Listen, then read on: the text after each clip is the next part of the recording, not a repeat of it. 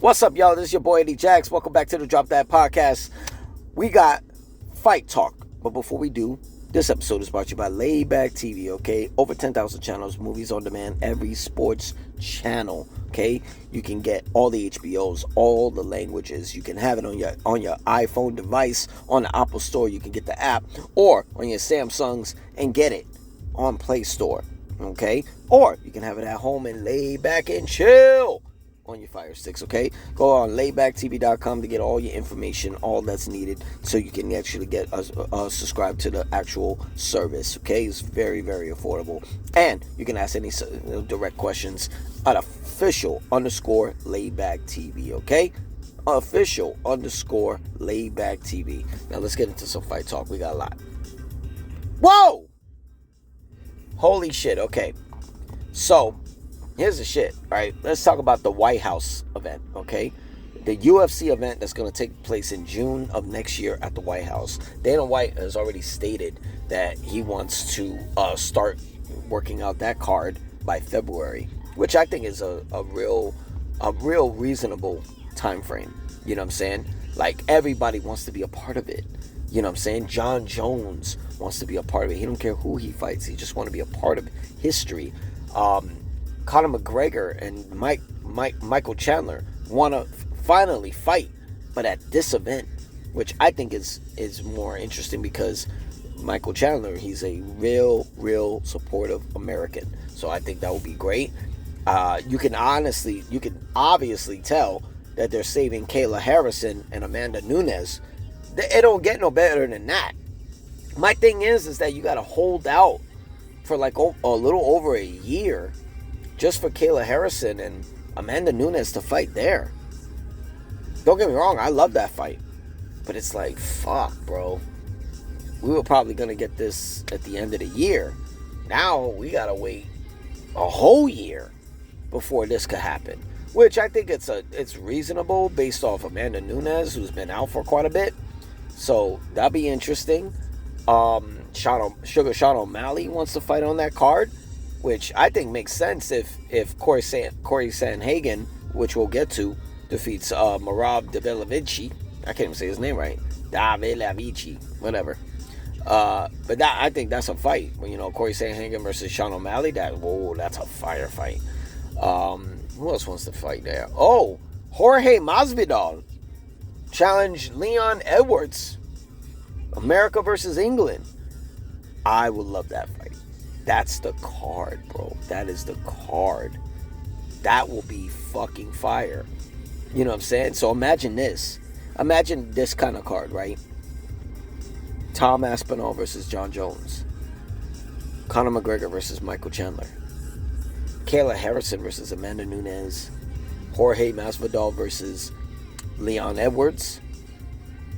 And Kevin Holland versus Colby Covington. Woo! That's a fucking main card.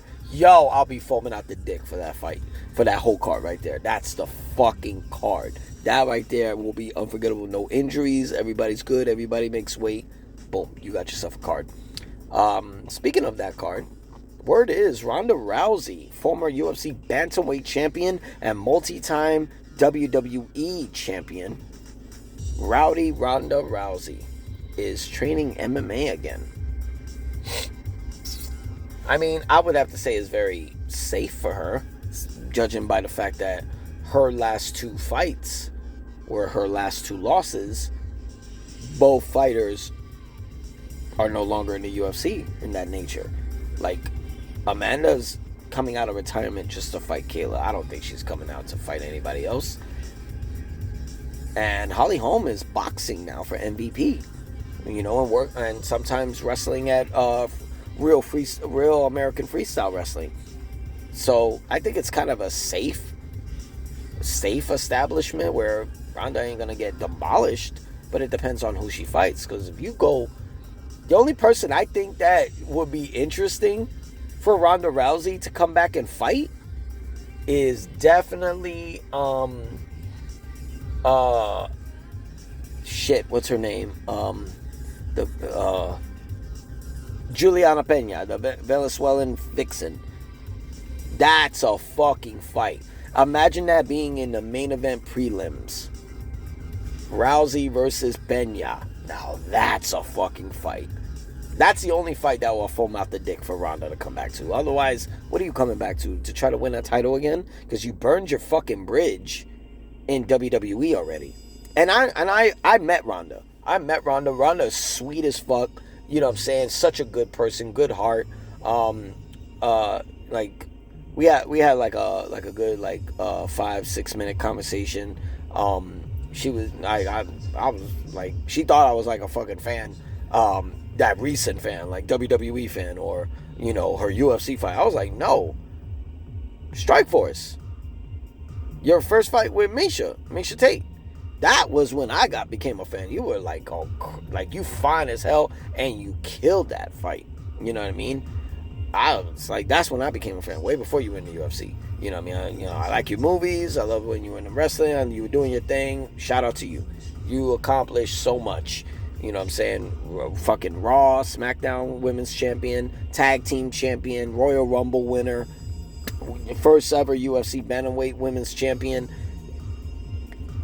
She did it. She checked all the boxes. You know what I mean? Went into movies, you know, #1 box office movies, shit like that. So, shout out to her. But her coming back to fighting, I don't know. Maybe, you know, I don't know if she's doing it for her husband, but I think if I had to pinpoint, you know, she had a second child not too long ago. So, congrats to her and Travis Brown. I think she's probably trying to let them see, you know, have her kids see her do what she used to do before she met her dad or something like that. I think so. Shout out to her. Let's see where that goes. You know, speaking of UFC, we got UFC 320 this Saturday. The only fights I'm looking at is Yuri Prochazka, Khalil Roundtree, Merab versus Corey Sandhagen, and Alex Pereira versus Ankalaev. Now, we're going to do our segment for who you got, okay? Because we had UFC this past weekend. Carlos Ulberg knocks out Dominic Reyes in the first round. Sorry, bro. Damn, didn't see that coming. But Ulberg's next. I mean, with that knockout, he's number 3. Who else is there? It makes no sense. It makes no fucking sense. And we'll get into that. So Yuri Prochazka and Khalil Roundtree are in the light heavyweight division, just like Carlos Ulberg. They're both former title contenders. Pereira, when he was champion, defeated Yuri twice and Khalil Roundtree once. Would not make sense for them to get the next shot. In that fight, I got Khalil Roundtree automatically. So that's my pick, Roundtree. I think Ulberg gets the next shot at the light heavyweight championship. And if Khalil Roundtree could get past Yuri, it makes a great case. But here's this, right? So we'll get into that. Merab versus Corey Sandhagen. I got Corey Sandhagen as a new UFC bantamweight champion because of more tools that he can execute to win the title. But I think he's gonna have to uppercut Merab or knee the fuck out of him in order to pull it off. Because if it goes to the decision, Merab's taking this win. But it gets to the main event. Alex Pereira versus Ankalaev, right? Ankalaev defeated Pereira for the light heavyweight championship last time. Some people want to say it was a bullshit fight, but hey, it was the game plan that Ankalaev had that gave him the title. I think if Pereira wins this, right, you can make a case. I mean, I don't know how much interest you have in the trilogy, but you can make a case for Carlos Ulberg versus Alex Pereira, right? If Ankalaev wins, right, then you have a problem because Ulberg could look like he's the #1 contender, and I think he's definitely the #1 contender. But if Yuri or Khalil get the knockout, that's a fresh face for Ankalaev.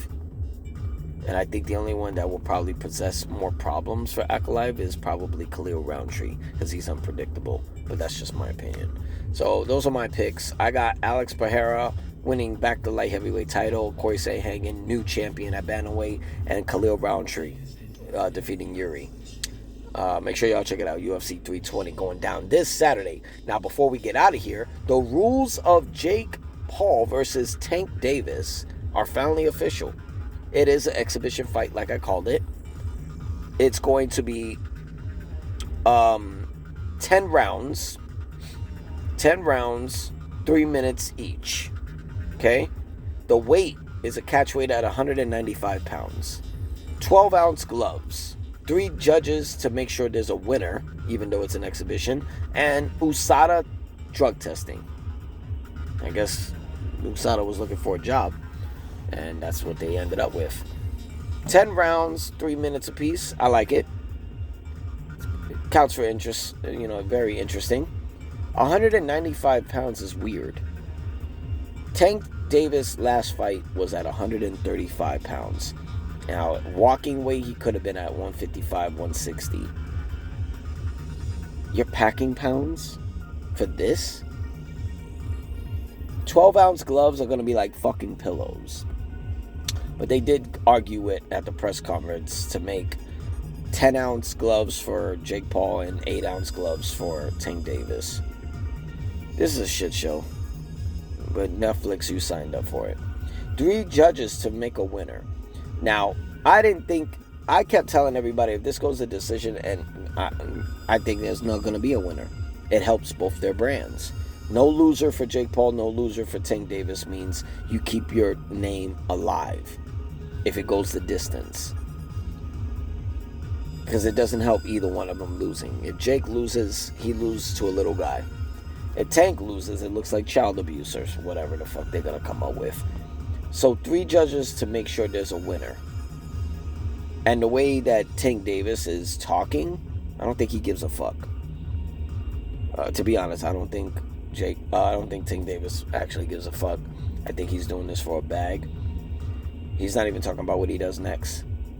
You know what I'm saying? Are you going to go back to 135? Finish that off?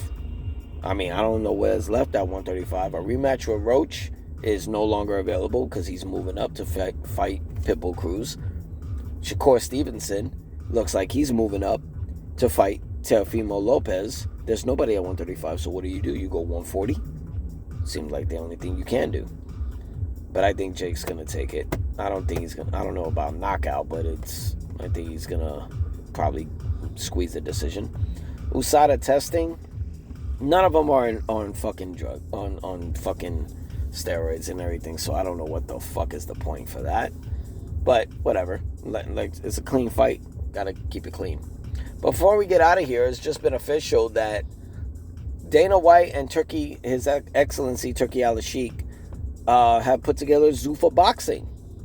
I remember way back when Dana said he wasn't even sure if it was going to be called Zuffa Boxing. But then when he got into that fight, got involved with the fight with Mayweather and McGregor, he kept wearing a t-shirt that said Zuffa Boxing. He's been trying to get that off the ground. And it's official. They just signed their TV rights deal with Paramount Plus, and they're going to be scheduled for 12 events next year. So it looked like we're going to get 1 Zuffa Boxing event per month. I like it. I feel like Dana White is doing this not only because of his love for boxing, but to cut out the middleman. So his UFC fighters could probably stop fucking begging to box. Like McGregor going after Mayweather, or Francis Ngannou wanting to box so he leaves the UFC. Now you got options. You can be in the UFC. You can go to UFC BJJ, Brazilian Jiu-Jitsu, and win championships there. You can go to Zuffa Boxing and win championships there. Or you can go to Power Slap. So many options. So many ways to make money. So shout out to Dana. He's making a hell of a lot of opportunities. They did say they were only going to recognize the Ring Magazine rankings, though. I want to see how their fight system is going to be with championships. You know what I'm saying? I'm not looking at the Canelo Crawford fight as an example. There was more money into that. Netflix was a part of it. Ring Magazine Riyadh season, everybody was involved. Doesn't mean Zuffa Boxing is going to be the same way, especially with Paramount. We still want to see how Paramount's going to pull this off. You know what I'm saying? I'm more curious about that than anything before I subscribe to Paramount. So I want to see. But we'll see. See how that goes. But shout out to Dana White making that situation a possibility, all right? Finally, Zuffa Boxing is going to be broadcast officially as a boxing promotion. But that's all we got for Fight Talk. I'm your boy Eddie Jackson. So drop that podcast. Make sure you hit that sub button, that like. You already know what the fuck to do. We out this bitch. Peace.